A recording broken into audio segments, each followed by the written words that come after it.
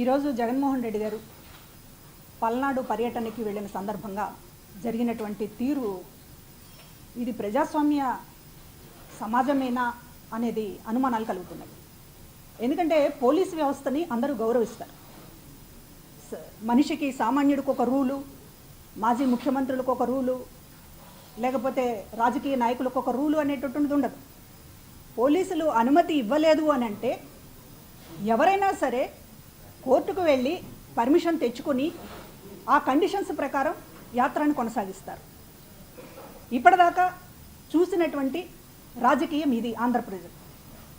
కానీ పోలీసులు పర్మిషన్ ఇవ్వకపోతే ఏంటి, మా బల ప్రదర్శన మేము యథావిధిగా చేస్తాము అనేటటువంటి స్థాయిలో ఈరోజు జగన్మోహన్ రెడ్డి గారు రెచ్చగొడుతున్నారు ప్రజలని. అంటే ఏమి ఆశించి రెచ్చగొడుతున్నారు? గతంలో మీరు లోకేష్ పాదయాత్ర చేసినప్పుడు ఆంక్షలు పెడితే మేము అన్నిటినీ బ్యారికేడ్స్ని దాటుకుని మేము మా యాత్ర కొనసాగిస్తామని ఆయన అనలేదు. పవన్ కళ్యాణ్ గారిని వైజాగ్లో మీరు నడి రోడ్డు మీద ఆపితే వెనక వేలాది మంది జన సైనికులు ఉన్నారు, మేము పోలీసుల్ని గుప్పెడి మంది ఉన్నారు, ధిక్కరించి ముందుకెళ్తామని వెళ్ళొచ్చు. ఆ రోజు పవన్ కళ్యాణ్ గారు ఆ రోజు వెళ్ళలేదు. ఇప్పటిదాకా రాష్ట్ర చరిత్రలో ఎవరైనా సరే పోలీసులు ఆంక్షలు పెట్టారు అని అంటే దానికి సంబంధించినటువంటి న్యాయ పోరాటమైనా చేస్తారు, లేకపోతే పోలీసుల తీరుని ప్రజల్లోకి తీసుకెళ్తారు. అంతే తప్ప గుంపులు గుంపులుగా వచ్చి మీరు రూల్స్ పెడతారా, మేము వైలేట్ చేస్తాం అని కవ్వింపు చర్యలకి పాల్పడడం అనేటటువంటిది.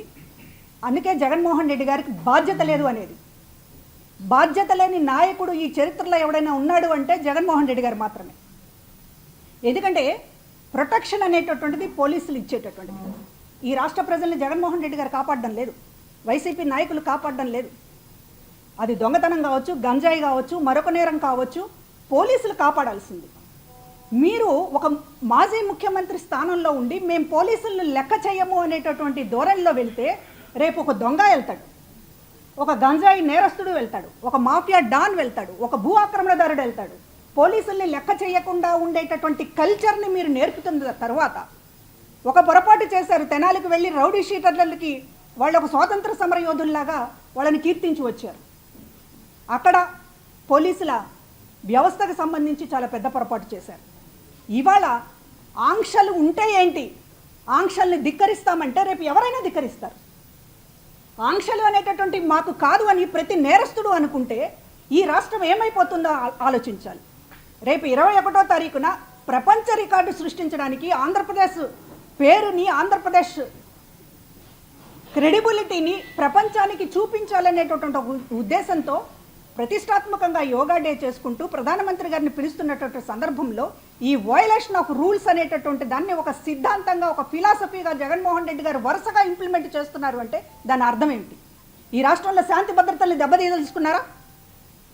శాంతి భద్రతలు పోలీసుల అదుపులో ఉండకూడదని చెప్పదలుచుకున్నారా? మాస్ సైకాలజీ మీకు తెలియదా? పిరికివాడు కూడా గుంపులో ఉంటే రాయలేస్తాడు. పొదిలిలో ఏం జరిగింది? ఎందుకు పోలీసులు ఈరోజు మీకు ఆంక్షలు పెట్టాల్సి వచ్చింది? పొదిలిలో రాళ్లు రువ్వారు, చెప్పులు ఇసిరారు, వీడియోలు దొరికినాయి. ఒక కంట్రోల్ లేనటువంటి బల ప్రదర్శనకి మీరు పదే పదే పాల్పడుతున్నారు. పరామర్శలు కాదవి. ఒక రైతును పరామర్శిస్తే దానికి ఒక పద్ధతి ఉంటుంది. ఏ పొలిటీషియన్ అయినా ఒక పద్ధతిగా వ్యవహరిస్తున్నాడు. పద్ధతి పాడు లేకుండా కేవలం మీ స్వార్థం కోసం బలప్రయోగం, ఎమోషన్స్ని రెచ్చగొట్టడం, రకరకాల సెక్షన్స్ అన్నింటినీ కూడా రోడ్ల మీదకి తీసుకురావడం, వాళ్లతోటి ఒక ఉన్మాదంగా వ్యవహరింప చేయటం. ఇవాళ ఇద్దరు మీ దీంట్లో చనిపోయారు. కాన్వాయ్ యాక్సిడెంట్ అయ్యి ఒక వ్యక్తి చనిపోయాడు. ఒక కార్యకర్త సొమ్మసిల్లిపోయి మీ కాన్వాయ్ దగ్గర తోపులాట్లో గుండె ఆగిపోయి చనిపోయాడు. మీరు మీడియాతో మాట్లాడుతున్నప్పుడు కనీసం ఆ ఇద్దరికి సంతాపం కూడా తెలియచేయకపోవడం అనేటటువంటిది మీ దౌర్భాగ్య రాజకీయానికి ఉదాహరణ కాదా అని అడుగుతున్నాం. ఎంతసేపటికి మీ స్వార్థ రాజకీయమైనా, మీ బల ప్రదర్శనైనా జగన్మోహన్ రెడ్డి గారి చరిష్మా తగ్గలేదు అని మీకు మీరు ధైర్యం చెప్పుకోవడానికి చేస్తున్నారా, లేకపోతే ఎవరినన్నా ఇంప్రెస్ చేయడానికి చేస్తున్నారా, మీ ఉనికిని కాపాడుకోవడం కోసం చేస్తున్నారా? కేవలం మీ చుట్టూ రాజకీయాన్ని తిప్పుతూ ఇవాళ రాష్ట్రంలో శాంతి భద్రతల్ని చివరికి ప్రశ్నార్థకం చేసేటటువంటి హక్కు మీకు ఎవరిచ్చారని చెప్పి అడుగుతూ ఉన్నాం. ఈరోజు ముసలి కన్నీరు కారుస్తున్నారు. సంవత్సరం క్రితం చనిపోని, పోనీ ఇవాళ వయలేషన్స్ చేసేసి రూల్స్ అన్నిటిని పక్కన పెట్టేసి పోలీసులు గీలీసులు జాంతా నై అని చెప్పి వెళ్లాల్సినటువంటి సందర్భమా? సంవత్సరం క్రితం జరిగినటువంటి ఒక మరణం, ఒక ఆత్మహత్య, సంవత్సరం క్రితం జరిగినటువంటి ఒక ఆత్మహత్యకు సంబంధించి ఈరోజు మీరు ఒక బల ప్రదర్శనగా పోలీసుల అనుమతి లేకుండా వెళ్ళి తీరాల్సిందే అని అంటే మీరు ఈ సంవత్సర కాలం ఏం చేశారండి? మీకంత హృదయమే ఉంటే పరామర్శించడానికి సంవత్సర కాలంలో మీకు ఎప్పుడు తీరిక దొరకలేదా? పోలీసుల అనుమతి నిరాకరించినా సరే బ్యారికేడ్లు తోసేస్తాం. ఏంటి ఇది? ఉన్మాదం. నాయకుల్ని రెచ్చగొడుతున్నారు, పోలీసుల మీద దాడులకి పాల్పడేటటువంటి ఒక దీన్ని తీసుకుంటున్నారు. ఏం చేయదలుచుకున్నారు ఈ రాష్ట్రాన్ని అని చెప్పి నేను అడుగుతూ ఉన్నాను. వైసీపీకి బాధ్యత లేదా? ప్రజలందరూ రూల్స్ పాటిస్తారు, ఇతర రాజకీయ పార్టీ నాయకులందరూ రూల్స్ పాటిస్తారు, మేము మాత్రం పాటించము అని అంటే ఏంటి మీకున్నటువంటి అర్హత? ఏంటి మీకున్నటువంటి స్పెషాలిటీ? అబౌవ్, అన్నిట్లో అబౌవ్ అనేటటువంటి థీరీ ఎందుకు తీసుకొస్తున్నారు జగన్మోహన్ రెడ్డి గారు? మీకు రూల్స్ వర్తించవా? సామాన్యుడు పాటించేదాన్ని మీరు పాటించరా? సంవత్సరం తర్వాత చేసినటువంటి హడావిడి చూస్తూ ఉంటే మీరు ఏదో ఎజెండా పెట్టుకున్నారు. మీ పొలిటికల్ ఎజెండా కోసం జనాన్ని రెచ్చగొడుతున్నారు, పోలీసుల మీద ప్రధానంగా నాయకుల్ని రెచ్చగొడుతున్నారు, కార్యకర్తల్ని రెచ్చగొడుతున్నారు, ఒక సెక్షన్స్ని ప్రజలని రెచ్చగొడుతున్నారు, రకరకాల అసంతృప్తుల్ని తీసుకొచ్చి ఇవాళ పోలీసుల మీద దాడులు చేసేటటువంటి మూకలుగా మీరు తయారు చేస్తున్నారు. జాగ్రత్తగా వాళ్ళ పోలీసుల మీద ఒక ద్వేషాన్ని నూరిపోస్తూ ఉన్నారు. ఇది రాష్ట్రానికి మంచిది కాదు. ఒకసారి కట్టు తప్పితే చాలా కష్టం గాడిన పెట్టడం. పోలీసుల మీద ఇంత తీవ్రమైనటువంటి ద్వేషాన్ని మీరు నింపుతూ ఉంటే బాధ్యత కలిగినట్టు ఎందుకు అందరు చేయలేకనా? పవన్ కళ్యాణ్ గారు ఇవాళ మీరు అంటున్నారు 100 మంది మా కార్యకర్తలు అభిమానంతో బ్యారికేడ్లు దూసుకొచ్చారని. 10 మంది కార్యకర్తల్ని పేరు పెట్టి పిలవలేని జగన్మోహన్ రెడ్డి గారికే ఇంతమంది కార్యకర్తలు ఉంటే 40 ఏళ్లుగా తెలుగుదేశం పార్టీ జెండాని మోసినటువంటి కార్యకర్తను ఆ రోజు లోకేష్ పాదయాత్రను అడ్డుకుంటే బ్యారికేడ్లు దూకి రాలేరా? పవన్ కళ్యాణ్ గారు వెనుకున్నటువంటి ప్రాణాలు ఇచ్చేటటువంటి జన సైనికులు ఆ రోజు బ్యారికేడ్లు దాటి రాలేరా? ఆ రోజు ఎందుకు పాటించారు రూల్స్? నాయకుడు ఇక్కడ రూల్స్ పాటిస్తున్నాడు కాబట్టి కార్యకర్తలు పాటించారు. ఇక్కడ మీరు పోలీసులు అయితే ఏంటి చొక్కా పట్టుకుందామనేటటువంటి పద్ధతిలో మీరు రెచ్చగొడుతున్న తర్వాత, పోలీసుల్ని బండ బూతులు తిడుతున్న తర్వాత, గుడ్డలి పదిస్తామని మాట్లాడుతున్న తర్వాత, సప్త సముద్రాలు దాటిన తర్వాత అయినా ఈడ్చుకొస్తామని మాట్లాడిన తర్వాత ఈ రాష్ట్రంలో లా అండ్ ఆర్డర్ ఎలా అమలవుతుందో మీరు చెప్పండి. బాధ్యత లేదా మీకు? ఒక మాజీ ముఖ్యమంత్రి చేయాల్సినటువంటి పనులేనా? రాజకీయం కోసం ఎంతకైనా తెగిస్తారా? ఈరోజు మీరు మాట్లాడుతూ ఉన్నారు మీడియాతో, నాకు చాలా ఆశ్చర్యం వేసింది. మీ పార్టీలో ఉన్నటువంటి కమ్మ సామాజిక వర్గం నాయకులందరి పేర్లు చెప్తా ఉన్నారు. గుర్తుందా జగన్మోహన్ రెడ్డి గారు? ఒక లావు శ్రీకృష్ణదేవరాయలు గారు గుర్తున్నారా? ఇప్పుడు ఎంపీ నరసరావుపేట. ఒక మర్రి రాజశేఖర్ ఎమ్మెల్సీ గుర్తున్నారా? ఒక వసంత కృష్ణప్రసాద్ మైలవరం ఎమ్మెల్యే గుర్తున్నారా? ఒక గరటయ్య ప్రకాశం జిల్లా సీనియర్ నేత గుర్తున్నారా? ఒక వాసిరెడ్డి పద్మ గుర్తుందా? విజయమ్మ గారు వాసిరెడ్డి పద్మకి నువ్వు పార్టీ పెట్టినప్పుడు ఇవ్వాల్సినటువంటి సీటు ఫస్ట్ ఎమ్మెల్సీ అని ఎన్ని ఎమ్మెల్సీలు పోతే ఎన్నిసార్లు అన్యాయం చేస్తారయ్యా ఆమెకి అని చెప్పి నిన్ను నీ సజ్జలని నిలదీసింది వాస్తవం కాదా? ఎందుకు ఇవ్వలేదు? కమ్మ సామాజిక వర్గంలో పుట్టడమే పాపమా? ఇవాళ అంటూ ఉన్నారు ఏంటి, ఇందాక ఆయన ప్రెస్ మీట్లో మాట్లాడినటువంటి మాట, కమ్మవారు వైసీపీలో ఉంటే చంద్రబాబుకు అభ్యంతరమా అని అడుగుతూ ఉన్నారు. కమ్మవారు వైసీపీలో ఉంటే అభ్యంతరం జగన్మోహన్ రెడ్డి గారికి, ఇంకెవరికి కాదు. ఏమి పాపం చేశారని లావు కృష్ణదేవరాయల్ని, వసంత కృష్ణప్రసాద్ని, మర్రి రాజశేఖర్ని మీ కమ్మ వ్యతిరేక విష కౌగిలిలో ఊపిరాడకుండా చేసి ఉక్కిరి బిక్కిరి చేసి బయటకు వెళ్ళేలా చేసింది మీరు కదా? ఇవాళ మీరు కమ్మవాడు అనేది పోయింది, కమ్మవారు అని చెప్పి మాట్లాడుతుంటే మీరు రూట్ మార్చారా? లేకపోతే అమ్మని కమ్మని దెబ్బ అనేటటువంటిది పాఠం నేర్చుకున్నారా? ఇవాళ కమ్మ నాయకుల ప్రస్తావన ఎందుకు తీసుకొస్తున్నారు? మీరు చాలా మాట్లాడుతున్నారు. ఇప్పుడు అపోజిషన్లో ఉన్నప్పుడు కమ్మ సామాజిక వర్గం నాయకులని దువ్వటం, ఉసిగొల్పడం మీకు వెన్నతో పెట్టిన విద్య. అధికారంలోకి వచ్చిన తర్వాత కమ్మ సామాజిక వర్గం నాయకుల్ని కాలు కింద తొక్కి పట్టడం మీ సహజ స్వభావానికి, మీ నైజానికి నిదర్శనం. నేను అడుగుతూ ఉన్నాను ఈరోజు నా వంశీ కొడాలినని పేర్లు చెప్తా ఉన్నారు మీ చుట్టుపక్కల ఉన్నటువంటి వాళ్ళ పేర్లు అన్నిటినీ కూడా. అయ్యా నేను అడుగుతా ఉన్నాను జగన్మోహన్ రెడ్డి గారు, వీళ్ళందరూ కూడా మీ లిక్కర్ వ్యవహారాల్లోనో, ఇసుక వ్యవహారాల్లోనో, మైనింగ్ వ్యవహారాల్లోనో ఎందుకు లేరయ్యా? బండబూతులు తిట్టడంలో ఎందుకున్నారు? కేసుల పాలు ఎందుకు అవుతున్నారు? లేకపోతే ఆఫీసుల మీద దాడిలో వీళ్ళే ఎందుకుంటున్నారు? మీకు సంబంధించిన మనుషులు ఎవరు ఎందుకు లేరు? ఇవాళ మీరు ప్రస్తావించారు కాబట్టి నేను అడుగుతున్నాను. కమ్మవారు మాతో ఉన్నారు, చంద్రబాబు గారు దాన్ని భరించలేకపోతున్నారు అని మీరు లేదో లిస్టు చదివారే, ఈ లిస్టుకి, నేను చదువుతున్న లిస్టుకి సమాధానం చెప్పండి. కమ్మ సామాజిక వర్గం నేతలని వాడుకొని వాళ్ళని సమాజానికి పనికిరానటువంటి వాళ్ళుగా మార్చి అందరితో ద్వేషించేటటువంటి స్థాయికి తీసుకువెళ్ళి మీ పబ్బం గడుపుకొని ఇవాళ వాళ్ళని ఎంత నరకప్రాయం చేశారో జీవితం అక్కడ ఉన్నటువంటి వాళ్ళకి తెలియదా అని అడుగుతున్నా.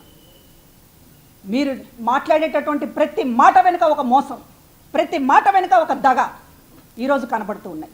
ఇవాళ పరామర్శకు వెళ్తూ ఉన్నారు, మీ రాజకీయ ప్రయోజనాల కోసం పరామర్శ చేస్తున్నారు. నేను అడుగుతూ ఉన్నాను, వైఎస్ఆర్ కాంగ్రెస్ పార్టీలో జీవితాలు తలకిందులైనటువంటి కార్యకర్తలని మీరు ఎప్పుడైనా గుర్తు చేసుకున్నారా? మీరు ఎన్నికలలో దారుణమైన ఓటమి రుచి చూస్తున్నాము అని తెలిసి కూడా, ఎందుకంటే రాయలసీమలోనే వైసీపీ కుటుంబాలకు సంబంధించినటువంటి వాళ్ళే పోలింగ్ తర్వాత మా ఇళ్లలో వాళ్ళు ఓట్లు వేయలేదు అని బయటకు వచ్చి అనేక మందికి చెప్పారు, అది మీకు తెలుసు.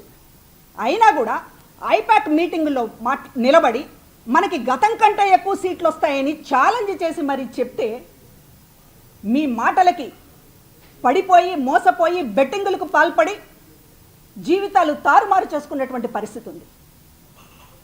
మరి వారిని ఎప్పుడైనా సరే ఆ కుటుంబాలని పరామర్శించాలని కానీ, ఫోన్లోనైనా పలకరించాలని కానీ, ఆ కుటుంబాలకి ధైర్యంగా నిలబడాలని కానీ మీకు ఎందుకు అనిపించడం లేదు జగన్మోహన్ రెడ్డి గారు?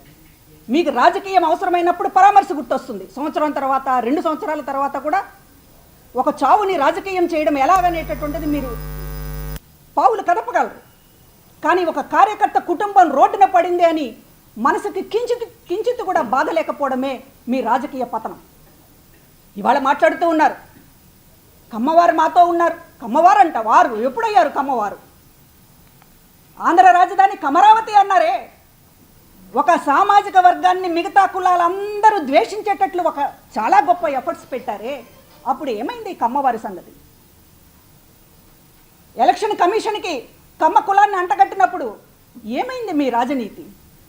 మీ స్టేట్స్మెన్ నేను ఒక బాధ్యత కలిగినటువంటి ముఖ్యమంత్రి స్థానంలో ఉన్నాను అనేటటువంటి కనీసం సోయి ఆ రోజున ఏమైంది?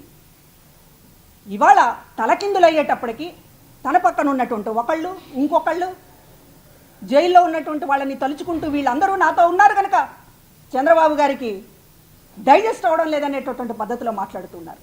ఒక కులం మీద ద్వేషం రంగరించి నూరిపోసినటువంటి ముఖ్యమంత్రి దేశ చరిత్రలో బహుశా జగన్మోహన్ రెడ్డి తప్ప మరొకళ్ళు లేరు. ఎందుకంటే ముఖ్యమంత్రి స్థానం అనేది పవిత్రంగా భావిస్తారు. ఈ సమాజంలో బ్యాలెన్స్గా వ్యవహరించాలి, ఈ సమాజాన్ని ముందుకు తీసుకెళ్ళాలి, అందరినీ కలిపి ఉంచాలి అనేటటువంటిది ఎవరైనా ఆలోచిస్తారు, ఏమైనా పొలిటీషియన్ అయినా సరే. కానీ జగన్మోహన్ రెడ్డి గారికి పొలిటీషియన్ లక్షణాలు లేవు. ఒక ముఖ్యమంత్రి స్థానంలో పొరపాటున కూర్చున్నారు కనుక ఈ రోజున ప్రజలకు సంబంధించినటువంటి ఎప్పుడు కూడా ఆయన బాధ్యతగా వ్యవహరించడం లేదు. కులాల కుంపట్లు రాజేయడం, అవసరమైతే జుట్టు పట్టుకోవడం, అవసరమైతే తొక్కేయడం, కుదరదు అనుకున్నప్పుడు ఈ అపోజిషన్లో ఉన్నప్పుడు మళ్ళీ కమ్మవాళ్ళు ముందుకు వచ్చేసి చంద్రబాబు మీద పోరాడాలి కాబట్టి మా అవినేష్, మా రఘురాము, మా శంకర్రావు ఎప్పుడు గుర్తొచ్చారండి వీళ్ళు మీకు? ఏమైంది వాసిరెడ్డి పద్మకు మీరు చేసినటువంటి ద్రోహం? మర్చిపోతారనుకుంటున్నారా? ఏంటి నేను చేసినటువంటి పాపం? కమ్మ కులంలో పుట్టడమేనా నేను చేసినటువంటి పాపం? అంత వ్యతిరేకత ఉండొచ్చా? ఒక రాజకీయ పార్టీ నడిపేటటువంటి వాడికి కులాల వారీగా చీల్చి చెండాడి ఎవడిచ్చాడు మీకు హక్కు? జనం ఉన్నారు కదా అని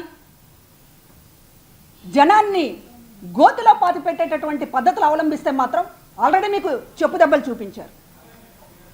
మీరు 11 సీట్లకి పడిపోవడం అంటే మీరు గొప్ప ఫెయిల్యూర్ లీడర్. జగన్మోహన్ రెడ్డి గారు అంత ఫెయిల్యూర్ లీడర్ ఇంత జనాభిమానం ఉన్నప్పటికీ కూడా ఘోరమైనటువంటి ఓటమిని రుచి చూశారు అంటే ఇంత ఫెయిల్యూర్ లీడర్ బహుశా చరిత్రలో ఎవరు ఉండరు. పడతారు, లేస్తారు, ఓడతారు, గెలుస్తారు, అది కాదు. జనాభిమానాన్ని ఉంచుకొని కూడా పడిపోతున్నాడు అంటే నీ వ్యక్తిత్వం అలాంటిది అనేటటువంటిది చెప్పకనే చెప్తోంది. ఇవాళ ఈ మాటలు కూడా, నీ మాటలు కూడా చూస్తూ ఉంటే ఇవాళ కమ్మవారిని కీర్తించేటటువంటి ఒక స్టాండ్ తీసుకున్నారు అంటే దీని వెనుక మీ హిడెన్ ఎజెండా ఏంటి? మరలా మీ రాజకీయ సమిధల పావులుగా వీళ్ళందరూ మారాలని ఒక ఎత్తుగడలు వేసి మీరేదో భుజం మీద చెయ్యేస్తేనో, లేకపోతే అన్నా అంటేనో, లేకపోతే అమ్మా అంటేనో పడిపోయి మీకోసం చొక్కాలు చించుకుని పోరాడాలా, మిమ్మల్ని మళ్ళీ ముఖ్యమంత్రిని చేసుకోవాలి, మళ్ళీ వీళ్ళు చెప్పులు పట్టుకుని తిరగాలి. ఇది జగన్మోహన్ రెడ్డి గారి నైజం. కాబట్టి ఇవాళ ఎలక్ట్రిసిటీ మినిస్టర్గా పనిచేస్తున్నారు గొట్టపాటి రవికుమార్ గారు. ఆయన ఎన్ని అవమానాలు పొందాడు వైసీపీలో ఉన్నప్పుడు. కమ్మవాడిని ఎవరిని బతకనిచ్చారు మీరు? ఇవాళ లిస్టు చదువుతూ ఉంటే ఏమైంది జగన్మోహన్ రెడ్డి గారికి? ఇంత మార్పా ఏంటి? ఈ మార్పుకి కారణం ఏంటి? ఇది ఆలోచించాల్సినటువంటి అవసరం ఉంది. ఏదైనప్పటికీ కూడా ప్రమాదకరమైనటువంటి రాజకీయాలు చేయడంలో జగన్మోహన్ రెడ్డి గారిని మించినటువంటి వాళ్ళు లేరు. రాష్ట్రం అప్రమత్తంగా ఉండాలి, పోలీసు వ్యవస్థ అప్రమత్తంగా ఉండాలి. ఈ రోజున మొత్తం పోలీసు వ్యవస్థ మీద ఒక తిరుగుబాటు ధోరణి రెచ్చగొడుతున్నాడు జగన్మోహన్ రెడ్డి గారు. ఇది చాలా ప్రమాదకరమైనటువంటి విషయం. రాజకీయాలు ఎంతైనా చేయొచ్చు, రాజకీయంగా పోరాడండి. ఆ రోజు పోరాడలేదా? లోకేష్ గారు పోరాడలేదా? పవన్ కళ్యాణ్ గారు పోరాడలేదా? చంద్రబాబు గారు పోరాడలేదా? మీరెందుకు పోరాడలేకపోతున్నారు? పోలీసుల మీద యుద్ధాలు చేయటం ఏంటి? రాళ్ళు ఇవ్వడం ఏంటి? తిట్టడం ఏంటి? బూతులు తిట్టడం ఏంటి? నీ అంతు చూస్తానని చెప్పడం ఏంటి? పోలీస్ స్టేషన్కి వెళ్ళి బెదిరించడం ఏంటి? మిమ్మల్ని చూసి రేపు ముఠాలు దొంగల ముఠాలన్నీ కూడా ఇదే పద్ధతి అవలంబిస్తే ఎక్కడికి పోతుంది రాష్ట్రం అనేటటువంటి ఒక నేరమయం చేయదలుచుకున్నారు ఈ రాష్ట్రాన్ని అనేటటువంటిది అర్థమవుతుంది. కంట్రోల్ చేయాల్సింది, కాపాడాల్సింది పోలీసులే. వాళ్ళని ఈ రోజున డమ్మీలను చేసి వాళ్ళపైన ఏదో యుద్ధం ప్రకటిస్తామంటే అది పౌరులుగా మనకు రాజకీయాలు చాలా మందికి అవసరం లేదు, కానీ పౌరులుగా పోలీసు వ్యవస్థ ఉండడం అనేటటువంటిది సేఫ్టీ. ప్రజల మాన ప్రాణాలకి రక్షణ పోలీసు వ్యవస్థే తప్ప మరొకళ్ళు కాదు. కాబట్టి ఆ పోలీసు వ్యవస్థను దెబ్బకొడుతున్నటువంటి జగన్మోహన్ రెడ్డి గారి మీద రాష్ట్ర ప్రజలు అప్రమత్తంగా ఉండాలని తెలియజేస్తున్నారు.